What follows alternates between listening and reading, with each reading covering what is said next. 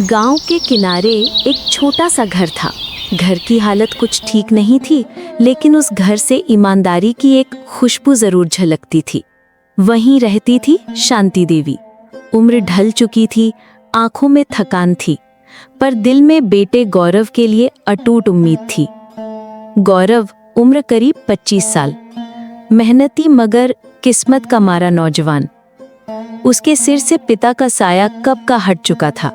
वो दिन में खेतों पर मजदूरी करता और शाम को घर लौटकर अपनी माँ को दिलासा देता कि माँ, एक दिन सब ठीक होगा, बस थोड़ा और सब्र कर लो। पर वक्त जैसे उन दोनों से बेरुखी बरत रहा था।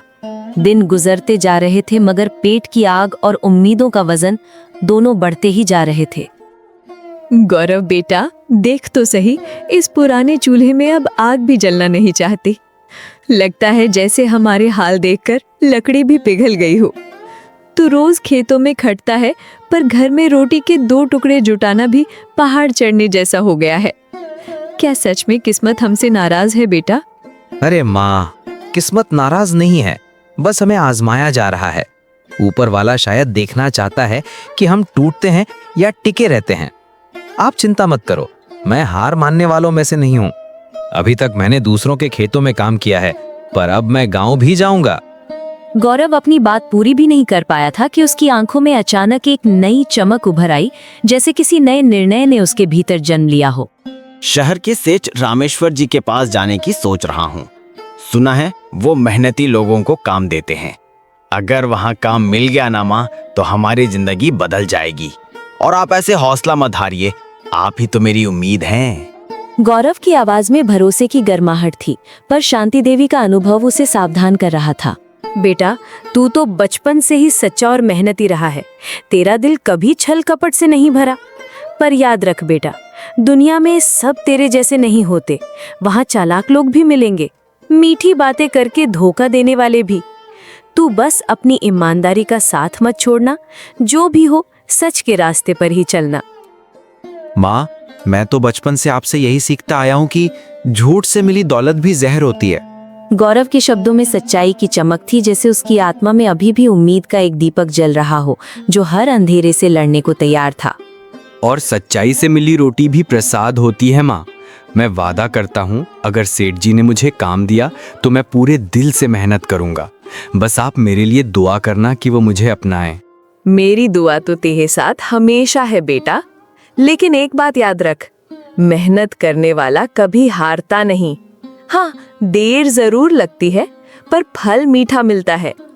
बस जब वक्त तुझे ऊंचाई दे, तब अपने मन में अहंकार पनपने मत देना। नहीं दूंगा माँ, कभी नहीं। और मैं हमेशा इस घर की ओर आपके बारे में ही सोचूंगा। इसकी हर दीवार मेरे बचपन की गवाही देती है। जब मैं बड़ा आदमी बनूंगा तो सबसे पहले यही घर पक्का बनवाऊंगा, ऐसा कि बारिश की एक बूंद भी अंदर ना आए और आपको कभी ठंड में कांपना ना पड़े। तू बहुत बड़ा दिल वाला है बेटा, पर रास्ता आसान नहीं होगा। दुनिया तेरी ईमानदारी की परीक्षा लेगी। लोग तेरे काम पर शक करेंगे, तुझे झूठा भी कहेंगे। उस वक्त तेरे लिए सबसे मुश्किल काम होगा खुद पर भरोसा रखना।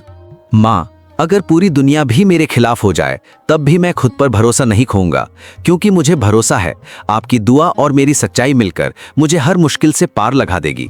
और अगर मैं गिरा भी तो उठना भी उसी ईमानदारी की वजह से सीख लूंगा। माँ बेटे की ये बातचीत मानो टूटी दीवारों वाले उस छोटे से घर को भी नई उम्मीदों से भर रही थी। गौरव के शब्द शांति देवी के दिल में ऐसे उतर रहे थे, जैसे अंधेरे कमरे में दीपक की पहली लौ जल उठी हो। यही हिम्मत चाहिए बेटा। जब तू गांव के उस बड़े सेठ से मिलने जाएगा, तो सीधा साधा ही रहना। मीठे बोल बोलना, पर झूठा नहीं। काम चाहे छोटा मिले या बड़ा, उसे भगवान की सेवा समझकर करना। याद रख, सच्चे कर्म करने वाला हमेशा ऊपर उठता है, चाहे देर लगे। माँ, आपके शब्द मेरे लिए रास्ता दिखाने वाला दीपक हैं। मैं कल सुबह ही सेठ जी के घर जाऊंगा। अगर उन्होंने मौका दिया तो मैं ऐसा काम करूंगा कि वो भी कहें, ऐसे लड़के ही समाज का सहारा होते हैं। और अगर काम ना भी मिला तो भी मैं हार नहीं मानूंगा। जब तक सांस चलेगी, कोशिश करता रहूंगा। गौरव ये सब कहकर बाहर निकला और रोज की तरह खेत की ओर चल पड़ा।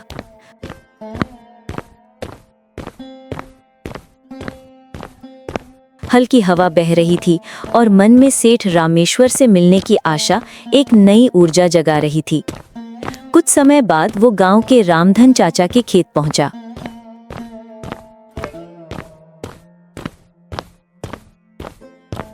चाचा, आप जल्दी जल्दी आज का काम बता दीजिए, मैं सब कर देता हूँ। कल मैं सेठ रामेश्वर जी के यहाँ काम मांगने जाऊंगा। सुना है वे दिल के बहुत अच्छे हैं, वो मुझे कुछ ना कुछ काम दे ही देंगे। अच्छा, ऐसी बात है। देख गौरव, मैं तो तुझे पहले ही कहता था, तू पढ़ा लिखा लड़का है, तूने 10वीं भी पास की है। अच्छा ही होगा कि तू किसी अच्छे काम पर लग जा। तुझे ये मजदूरी वाला काम करते देख मुझे भी बहुत बुरा लगता है, लेकिन तेरे हालात को देख के मैं तुझे काम दे देता था ताकि तू अपनी घर चला सके। रामधन चचा की आवाज धीमी पड़ गई। वे गौरव की मजबूरियों को भी समझते थे और उसके सपनों की ऊंचाई को भी। हाँ चाचा, इसीलिए अब वही सोच रहा हूँ। कल जाकर उनसे विनम्रता से काम मांगूंगा और वे पहले जो भी काम देंगे मैं करूंगा। बस मुझे अपने घर और अपनी माँ की मुसीबतों को ठीक करना है। तू बहुत ईमानदार लड़का है गौरव, तुझे जरूर काम देंगे सेठ। और मुझे ये जानकर अच्छा लगता है कि तू अपनी माँ के प्रति इतना सम्मान और प्यार रखता है। तू बिल्कुल अपने पिता जैसा है। गौरव हमेशा अपने पिता जैसा बनना चाहता था, सीधा, मेहनती और सच्चाई पर चलने वाला। उस दिन उसने रामधन के खेत पर पूरा मन लगाकर काम किया, मानो अपने सपनों को मिट्टी में बो रहा हो। अगले दिन सुबह की ठंडी हवा में हल्की धूप खिली थी। गौरव ने अपनी पुरानी कमीज पहनी, पैरों में घिसी हुई चप्पलें डाल ली और घर के अंदर माँ के पास आया। माँ, दुआ करना कि आज कुछ अच्छा हो जाए। भगवान तेरा भला करे बेटा, और याद रख, अगर काम ना भी मिले तो मायूस मत होना। मेहनत का रास्ता कभी खाली नहीं जाता। गौरव ने हल्की सी मुस्कान के साथ हामी भरी और गांव के बड़े रास्ते की ओर चल पड़ा। गांव के उस पार सेठ रामेश्वर प्रसाद का बड़ा मकान था। ऊंची इमारत, रंगीन दीवारें और दरवाजे पर खड़े पहरेदार। उस बड़े दरवाजे के सामने खड़े होना गौरव के लिए मानो किसी दूसरी दुनिया के सामने खड़े होने जैसा था। कौन हो भाई, क्या काम है? नाम गौरव है, गांव के पूरब टोले से हूँ। सुना है सेठ रामेश्वर जी मेहनती लोगों को काम देते हैं, उन्हीं से मिलने आया हूँ। पहरेदार ने उसे ऊपर से नीचे तक देखा। उसकी साधारण वेशभूषा, घिसी चप्पलें और आंखों में सच्ची उम्मीद को परखा। फिर हल्की मुस्कुराहट के साथ बोला, तुम जैसे सादे लोग अब बहुत कमाते हैं यहाँ। ठहरो, मैं जाकर सेठ जी को बताता हूँ। गौरव वहीं खड़ा रहा। घबराहट भी थी और उम्मीद भी। कुछ देर बाद पहरेदार वापस आया और उसे हाथ के इशारे से अंदर आने को कहा। गौरव ने हवेली के भीतर कदम रखा। अंदर की हवेली किसी अमीर शहरनुमा महल से कम नहीं थी। ऊंची छतें, चमचमाती फर्श, दीवारों पर बड़े बड़े चित्र और हर ओर खुशहाली की महक। उसके सरल मन के लिए ये सब किसी सपने जैसा था। हाँ बेटा, क्या नाम बताया था अपना?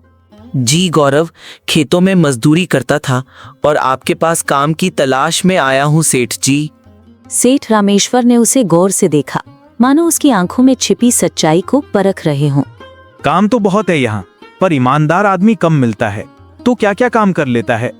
जो कहा जाएगा कर लूंगा सेठ जी, बस मेहनत का सम्मान और 2 वक्त की रोटी चाहिए। और सेठ जी, मैंने 10वीं भी पास की है। ये सुनते ही सेठ अपनी कुर्सी से उठे और धीरे धीरे कमरे में टहलने लगे, मानो किसी गहरे निर्णय के बारे में सोच रहे हों। उनके कदमों की आवाज संगमरमर कर गूंज रही थी और गौरव का दिल हर पल के साथ तेज धड़क रहा था। ठीक है, देखता हूँ तेरा जोश असली है या बस बातों में। अभी गोदाम में काम चल रहा है, वहां जाकर मुंशी हरिदास से मिल लेना। अगर वो कहे कि लड़का ठीक है तो तू यहीं टिक जाएगा, और अच्छा है कि तू पढ़ा लिखा है, आगे काम आएगा। गौरव ने तुरंत झुककर नमस्कार किया और तेज कदमों से गोदाम की ओर चल पड़ा। गोदाम में धूल, चावल और मेहनत की मिली जुली खुशबू थी। कई मजदूर बोरे ढो रहे थे, कुछ बोरे सिल रहे थे और बीच में खड़ा मुंशी हरिदास गिनती की एक लंबी सूची में पूरी तरह डूबा हुआ था। गौरव थोड़ा नर्वस होकर आगे बढ़ा। राम राम मुंशी जी, मैं गौरव, सेठ जी ने भेजा है काम के लिए। मुंशी हरिदास बिना ऊपर देखे कलम कागज पर चलाते हुए ही बोला। भेजा है तो कुछ काम जानता होगा ना। गौरव ने गहरी सांस ली। अब असली परीक्षा यहीं से शुरू होने वाली थी। चलो इन बोरों को तोलो, हर बोरा 50 किलो का है, बस देखना कि कोई गड़बड़ ना हो। गौरव ने बिना देर किए काम शुरू कर दिया। बाहर धूप तेज थी, पसीना माथे से बह रहा था, लेकिन वो बिना थके, बिना शिकायत हर बोरा संभालता, तोलता और साफ सुथरा रखता रहा। जहां बाकी मजदूर थककर सुस्ताने लगते, वहीं गौरव अपनी मेहनत दुगनी कर देता। उसकी मेहनत और ईमानदारी गोदाम की हर दीवार को चुपचाप बता रही थी कि ये लड़का कुछ अलग है। शाम को मुंशी हरिदास सेठ के कमरे में पहुंचा। सेठ जी, ये नया लड़का कुछ अलग है, न चोरी न टालमटोल, एकदम सीधा और ईमानदार। देखा मुंशी जी, अभी भी गांव में सच्चे नौजवान बाकी हैं। हाँ, सही कहा आपने सेठ जी, आप उस लड़के पर भरोसा कर सकते हैं। मुझे भी उससे अच्छाई की महक आती है। शाम को मुंशी हरिदास और सेठ रामेश्वर ने गौरव के बारे में अच्छी तरह बातें की और उसे काम पर रखने का निर्णय कर लिया। धीरे धीरे दिन बीतते गए। कुछ ही हफ्तों में गौरव गोदाम का सबसे भरोसेमंद आदमी बन गया। मुंशी हरिदास उसकी तारीफ करते नहीं थकते थे। गांव में लोगों के बीच भी चर्चा थी, गौरव अब सेठ रामेश्वर का खास बन गया है, बहुत ऊंचाई पाएगा ये लड़का।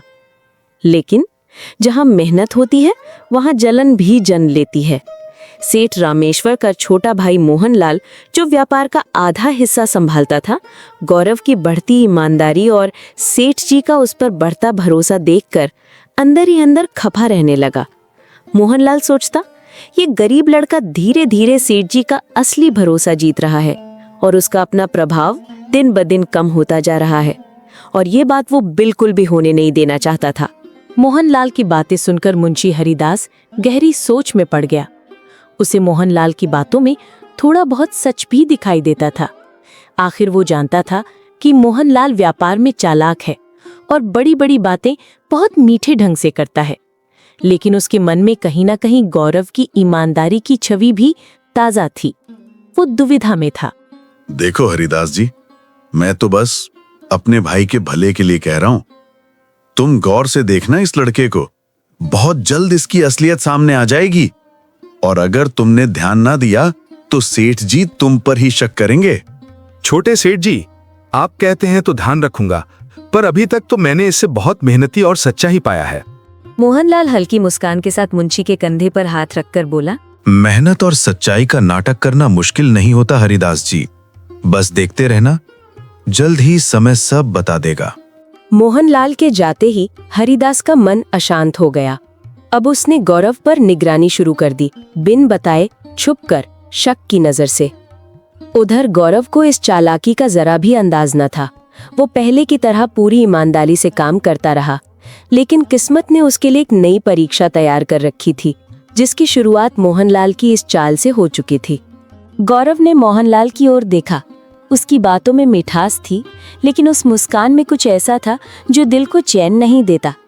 फिर भी वो सम्मान से खड़ा हो गया। छोटे सेठ जी, मुझे तो बस अपना काम ठीक से करना है। जितना बन पड़े मैं करता हूँ, करने में कोई शर्म नहीं। अरे भाई, इतनी भलाई भी अच्छी नहीं होती। दुनिया सीधी बात को समझती ही कहाँ है। खैर, तू हिसाब किताब में तेज है तो जरा ये बोरों की गिनती दोबारा देख ले। मैंने सुना है कहीं 1-2 बोरे कम हैं। गौरव चौंका। आज ही तो उसने पूरा हिसाब लिखा था, और वो भी बिल्कुल सही। वो तुरंत बोरे गिनने लगा, एक एक करके, ध्यान से, फिर से। सब सही था, जितने बोरे आए थे उतने ही थे। लेकिन तभी मोहनलाल ने चुपके से पीछे रखे ढेर के पीछे से एक बोरा उठाया और गोदाम के पिछले दरवाजे के पास अंधेरे कोने में सरका दिया, जहां आमतौर पर कोई जाता नहीं था। गौरव को इसका जरा भी अंदाज न हुआ। छोटे सेठ जी, गिनती बिल्कुल ठीक है, एक भी बोरा कम नहीं। सच में? तो तुमने गिनती सही की है ना? कहीं गलती तो नहीं हो सकती? नहीं साहब, आप चाहें तो खुद भी देख लें। मोहनलाल ने अंदर ही अंदर एक चालाक मुस्कान दबा ली। वो बोला, रहने दो, मैं तुम पर भरोसा करता हूँ, लेकिन कल सुबह बड़े सेठ जी को गिनती खुद बताना, ठीक है? गौरव ने सिर हिलाया। मोहनलाल वापस जाते हुए दरवाजे के पास खड़े होकर धीरे से बोला, देखते हैं कितनी ईमानदारी है। रात गहरी हो चुकी थी। गौरव ने गोदाम बंद किया और घर चला गया, लेकिन उसे क्या पता था, सुबह होते ही उसकी जिंदगी की सबसे बड़ी मुसीबत उसी गोदाम के उस छुपे हुए बोरे से शुरू होने वाली थी। पार्ट 2 चाहिए तो कमेंट करिए।